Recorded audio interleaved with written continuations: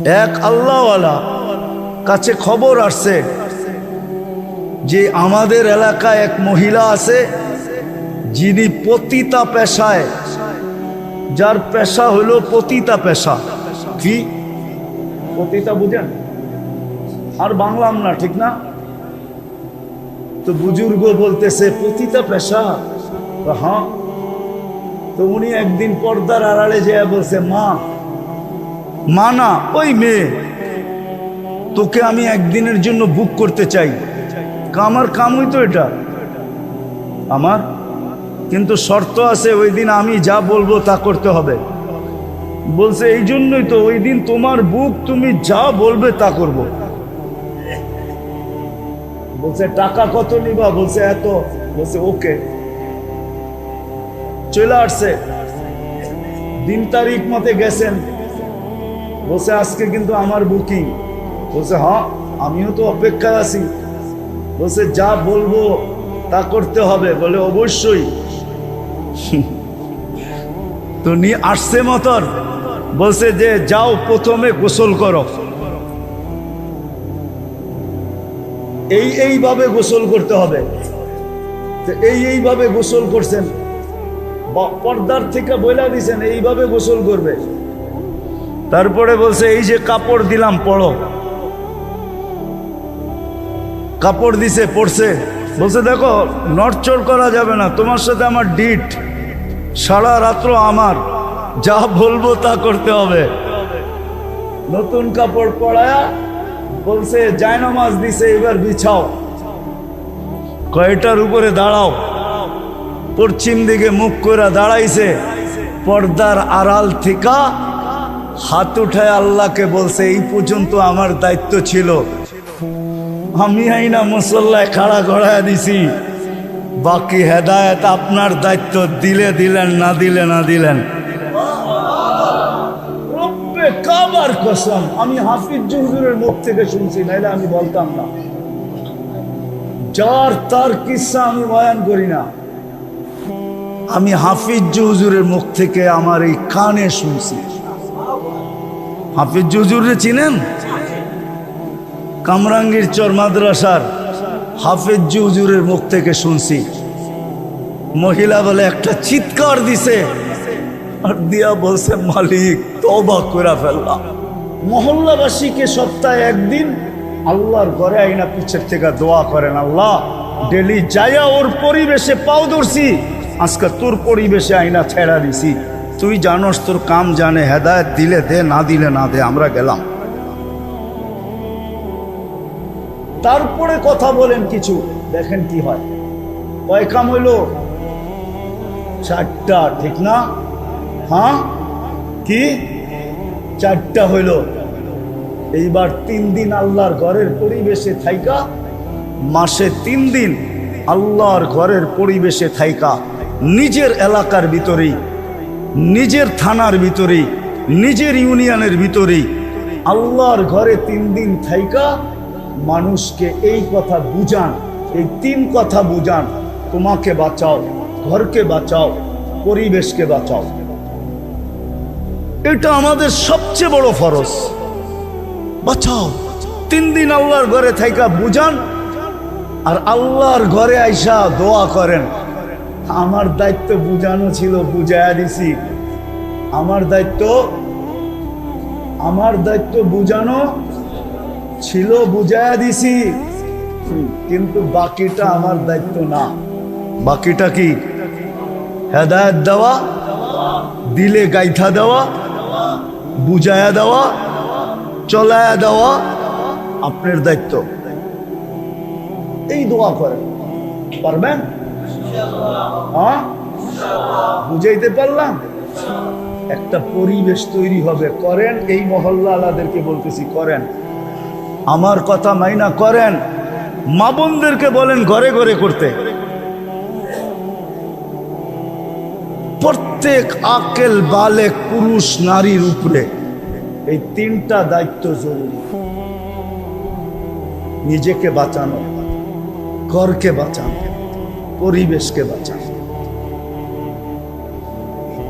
এই জন্য আসেন শেষ জায়গায় চলে আসছি, আর কথা বাড়ায় লাভ নাই, অল্পতেই যথেষ্ট। আসেন, এই মহল্লার যারা আছি, মাধবদীর যারা আছি, এই মহল্লার নাওয়ান আপনারা সবাই মাধবদীর তো। আজকের থেকে দায়িত্ব নেন যে আমি আমাকে জাহান্নাম থেকে বাঁচাবো, পরিবারকে বাঁচাবো, আমার মাধবদীকে বাঁচাবো। এটার জন্য যতটুক করতে হয়, যেইভাবে করতে হয় ওইভাবে করেন। আছে দুনিয়াতে প্রমাণ আছে। বিপদ আসলে কি আমরা বেঁচে যাবো? না, আপনি বেঁচে যাবেন। আমি আপনাদেরকে প্রমাণ দিতেছি। প্রথম সুনামি যখন আসে, তা আমি 3.5 মাস পরে ইন্দোনেশিয়া গেছি। তখনও উদ্ধার অভিযান চলতেছিল, আর আমি 8.5 ঘন্টার ফ্লাইট ছিল আমার। আমি জাকার্তা পড়ছি, 350 কিলোমিটার আমি এই 2 চোখে দেখছি। একটা বাড়িও দাঁড়ানো ছিল না, সব মিশানো ছিল, একটা বাড়িও ভালো পাই নাই। কিন্তু 350 কিলোমিটার ভিতরে একটা মসজিদও একটা সুতার দাগ পড়ে নাই, একটা মসজিদও কিছু হয় নাই। চলেন আরেকটা উদাহরণ দেই।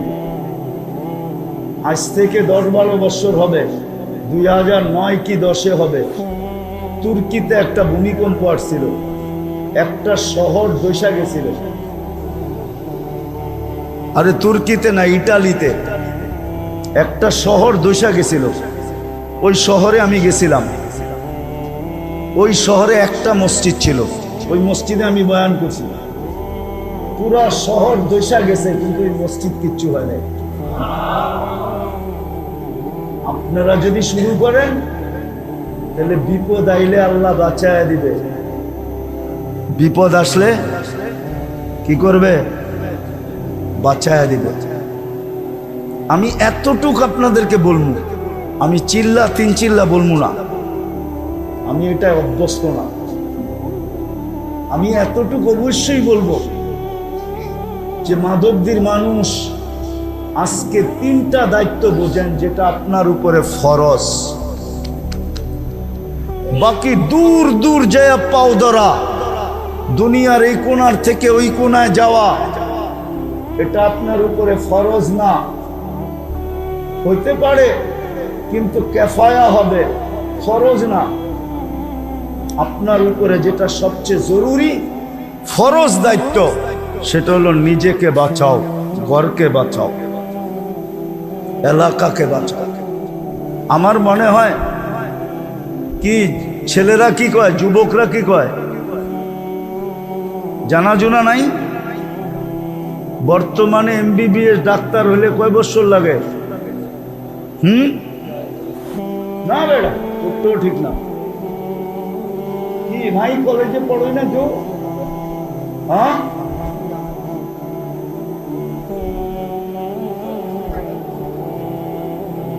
MBBS শুধু ডাক্তারিটা পড়তে। আচ্ছা মাইনা নিলাম 6 বছর লাগে। কত? কি 6 থেকে 7 বছর, 5 বছর ক্লাস করতে হয়, 2 বছর মনে হয় ইন্টার্নি করতে হয়। আচ্ছা, এইখান থেকে যায়া ফোন করে জিজ্ঞে এলো মনে 7 বছর লাগে, 7 বছর। আচ্ছা কোন তো পল্লী চিকিৎসক হইতে কয় বছর লাগে? কয় মাস? এটা দিয়ে সবাই জানে। পল্লী চিকিৎসক হইতে কয়দিন লাগে? 6 মাস। এখন মনে হয় একটু বাড়ায় 1 বছর করছে। কত? ওইখানে লাগে 7 বছর, এইখানে লাগে কয় বছর? পল্লী চিকিৎসক হইতে কয়দিন লাগে? 6 মাস থেকে 1 বছর। আর পুরা ডাক্তার হইতে লাগে 7 বছর, 6 থেকে 7 বছর, ঠিক না? হক্কানি আলেম আল্লাহওয়ালাদেরকে বলেন যে আমি এই 3 ফরজ আদায় করতে চাই, কিন্তু আমি তো আপনাদের মতো 8 বছর 10 বছর 12 বছর 18 বছর লাগাইতে পারবো না। 18 বছর লাগাইতে পারবো না। আলেম হয়ে গেলেই শেষ হয়ে যায় না, কিন্তু আলেম হয়ে গেলেই শেষ হয়ে যায় না। মৌত পর্যন্ত পড়তেই হয়, শিখতেই হয়, শিখাইতেই হয়। আমি তো এত পারবো না, আমাকে পল্লী চিকিৎসক বানায় দেন, আমাকে শর্টকাট বলে দেন, যেন আমিও বাঁচতে পারি, গলালারাও বাঁচতে পারে, আর মহল্লাবাসীও বাঁচতে পারে। এই জন্য ওলামায়ে কেরাম মিলা, সাহাবা ওলামায়ে কেরাম মিলা, ওলামায়ে কেরামের সত্যায়িত করার দ্বারা 5 কাম ওলামায়ে কেরাম দিছেন। 5 কাম, 5 কাম যদি আপনি করতে পারেন, তাইলে আশা করি আপনিও বেঁচে যাবেন, গড়ালারও বেঁচে যাবে, এলাকাওয়ালারাও বেঁচে যাবে। কয় কাম? কয় কাম? কয় কাম? কয় কাম? 5 কাম। যদি 5 কাম করতে পারে, কি কঠিন? সহজ। 5 কাম যদি আপনি করতে পারেন মন প্রাণ দিয়া, তাইলে হয়ে যাবে। 3টা হয়ে যাবে, 3টা হয়ে যাবে। 3 দায়িত্ব আদায় হয়ে যাবে, 3 দায়িত্ব আদায় হয়ে যাবে। 5 কাম যদি করতে পারেন, ডেলি মসজিদে বসা ভাবেন, 2 মিনিট সবাই বসা ভাবেন যে আমাদের মহল্লার কে আসে মসজিদে, কে আসে না। এটার নাম মশওয়ারা। ভাবেন, যারা আসে না ওদের লিস্টি করেন। তারপরে আমি 2.5 ঘন্টা বলবো না, ডেলি 10 মিনিটের জন্য বাইরে যান, যায়া ঘরে যায়া ওদের হাতের পায়ে ধরে। কয় কাম হয়ে গেল? কয় কাম? 2 কাম হয়ে গেল, ঠিক না? মসজিদে যারা আসে ওদেরকেও ফাজাইল শুনান, আর ঘরে যাইও ফাজাইলি তালিম কইরা সবার হাতে পায়ে দইরা তৈয়ার করেন, দিনদার বানান। কয় কাম হয়ে গেল? কয়টা হইল? কয়টা হইল?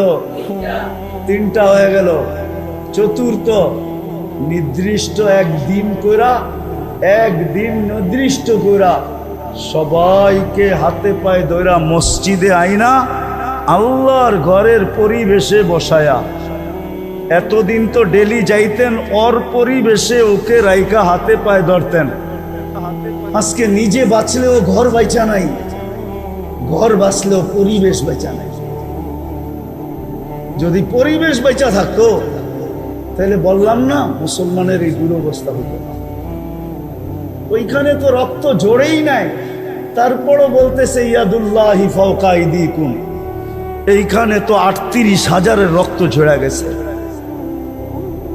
শুধু এক জায়গায়, কত জায়গায় যে রক্ত মুসলমানের ঝরতেছে, ডেলি